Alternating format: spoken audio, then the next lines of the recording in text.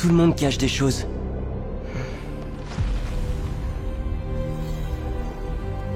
Parfois, c'est la seule façon de protéger ceux qu'on aime. Hey, salut tout le monde. Comme vous le savez sans doute, récemment vient de sortir un nouvel opus du jeu God of War sur PlayStation 5 et PS4. C'est l'occasion pour nous de parler des techniques employées par les studios Santa Monica afin de concevoir les animations du jeu. Mais avant cela, n'oubliez pas de nous rejoindre. Un petit pouce bleu, un petit commentaire d'encouragement, partagez la vidéo, ça ferait un grand plaisir pour nous. Ça serait bien évidemment un grand plaisir pour nous. Venez aussi nous rejoindre sur Instagram, TikTok, Twitter, Snapchat pour suivre notre actualité. C'est parti pour un nouveau VFX Coffee.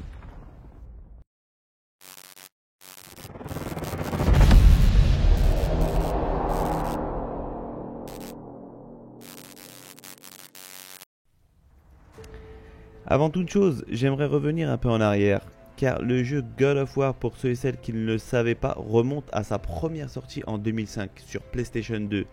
A l'époque, c'était un jeu de beat'em all axé plateforme et baston dans lequel on devait tout fracasser sur notre passage. Le jeu était une révolution pour son époque, car le gameplay apportait pas mal de nouveautés, surtout dans l'interaction des combats pendant les cinématiques. L'histoire aussi était vraiment très bien ficelée. Et j'invite tous les fans à revenir vers les versions précédentes car le dernier God of War et celui-ci Ragnarok suivent le même fil conducteur. Lorsque le premier opus sur PlayStation 4 est sorti, les studios Santa Monica ont dû améliorer notre personnage principal sur plusieurs aspects. Le physique nécessairement, mais une amélioration graphique complète a dû être pensée pour le passage de la PlayStation 3 à la PlayStation 4. Ces nouveaux opus que l'on voit apparaître justement sur PlayStation 4, le premier et aussi Ragnarok qui est sur PlayStation 4 et PS5 comme je l'ai dit précédemment, sont plus axés sur un système de combat plus immersif. Et il a bien sûr été nécessaire de revoir complètement le modèle de l'animation précédemment utilisé pour les anciennes versions. Alors certes, on garde ces moments d'action intenses que l'on retrouvait également dans les premiers God of War, mais ici le système de combat qui se veut plus lourd entre parenthèses pour plusieurs raisons. Notamment la première, c'est que le joueur principal Kratos a pris un coup de vieux. Forcément le temps passe, mais aussi pour coller avec un réalisme plus prononcé, l'action reste un peu plus réelle. Donc forcément on a une maniabilité beaucoup plus lourde, beaucoup plus intense. On ne peut pas rester sans voix face à de telles prouesses techniques. Donc j'invite fortement les joueurs à tester ce jeu. Les studios Santa Monica se sont tournés vers des logiciels de la suite Autodesk, notamment Maya, principalement, que vous connaissez déjà pour ceux et celles qui suivent la chaîne, ainsi que Motion Builder que nous évoquerons par la suite. Principalement pour l'animation des cinématiques ainsi que certains mouvements de gameplay, une technique de motion capture a été utilisée.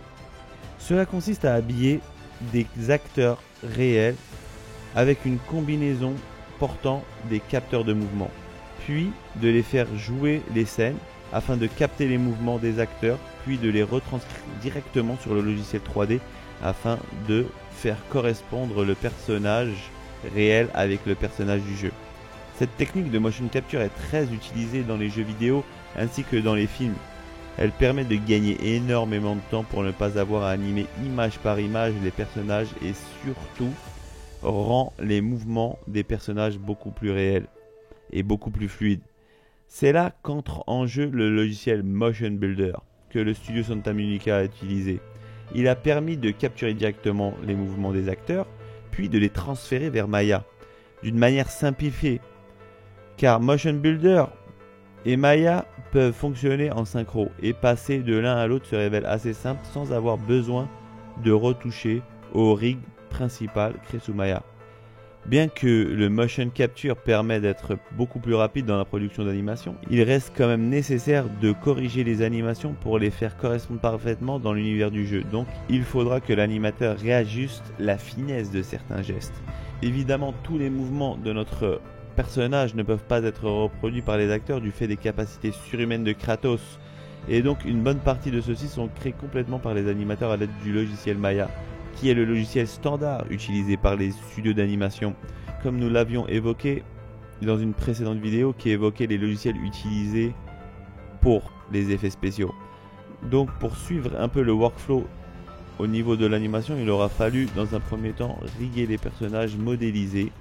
Le rigging, c'est la création du squelette et l'attachement de celui-ci avec le personnage. Ensuite, lorsque le personnage est correctement rigué, les animateurs peuvent transférer les séquences de motion capture vers Motion Builder pour les utiliser sous Maya. Une fois sous Maya, c'est là que les animations sont peaufinées pour un résultat optimal. Néanmoins, toute personne qui pratique la 3D et l'animation sait que lorsqu'on anime un personnage, il faut faire gaffe à plusieurs paramètres, notamment celui de la déformation des muscles et des jointures. Prenons par exemple un mouvement de contraction naturel. Lorsque nous levons notre poing, il y a le biceps qui se contracte et cela modifie la forme du bras, forcément. Donc lorsque l'on veut apporter du réalisme dans un jeu ou un film avec notre personnage 3D, il va falloir remédier à ce problème. Et pour cela, il existe plusieurs techniques. Mais celle utilisée par le studio Santa Monica, c'est la technique dite du PSD, le Pose Space Deformation. Cela consiste à utiliser un plane shape pour le mouvement, c'est-à-dire plus précisément, lorsque le mouvement est au point non contracté, ici par exemple notre main, les graphistes vont devoir sculpter la partie physique qui est touchée par le mouvement. Donc lorsqu'elle n'est pas contractée, il faudra sculpter la manière dont elle est. Puis lorsque ici le muscle du biceps ou du triceps va se contracter, il faudra sculpter aussi ce point à ce moment-là du mouvement précisément. Lorsque la position est neutre, nous avons notre plane shape qui sera non activé et donc laissera apparaître le mouvement du muscle naturellement. Et lorsque le personnage est animé et la position sera en mode contraction, le plane shape sera activé et formera automatiquement le mouvement du biceps contracté. Donc comme vous l'avez compris, c'est une méthode qui fonctionne très bien mais qui nécessite une programmation des plane shapes assez fastidieuse afin que cela ait l'effet escompté et que cela fonctionne parfaitement. Enfin, pour finir notre personnage, il faudra animer son visage et comme nous l'évoquions précédemment, ici le studio Santa Monica va utiliser une combinaison de techniques. En premier lieu, la technique du Facial Motion Capture afin de capturer tous les mouvements du visage d'un personnage.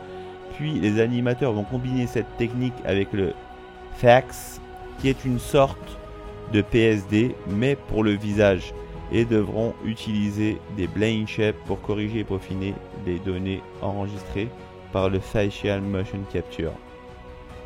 Et voilà au final la combinaison des prouesses techniques utilisées par le studio Santa Monica avec le logiciel Maya et Motion Builder permet d'obtenir un résultat d'une qualité époustouflante et qui laissera sans voix tout amateur de jeux vidéo de ce genre.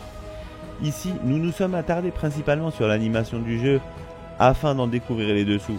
Et il faut noter que Maya est un logiciel utilisé depuis de très longtemps, ce qui fait que beaucoup de studios concentrent leur travail avec ce logiciel. Mais néanmoins, ça ne fait pas de Maya un meilleur logiciel que les autres et avec n'importe quel logiciel 3D, on peut obtenir des animations époustouflantes comme nous l'avions évoqué dans un précédent VFX Café sur la question quel est le meilleur logiciel 3D que je vous invite à revoir bien évidemment. Pour finir, en ce qui concerne les graphismes, il faut noter qu'une bonne partie des studios ont leur propre moteur graphique que les développeurs contribuent à améliorer au fur et à mesure du temps. Donc il est difficile d'avoir beaucoup d'infos sur les systèmes utilisés.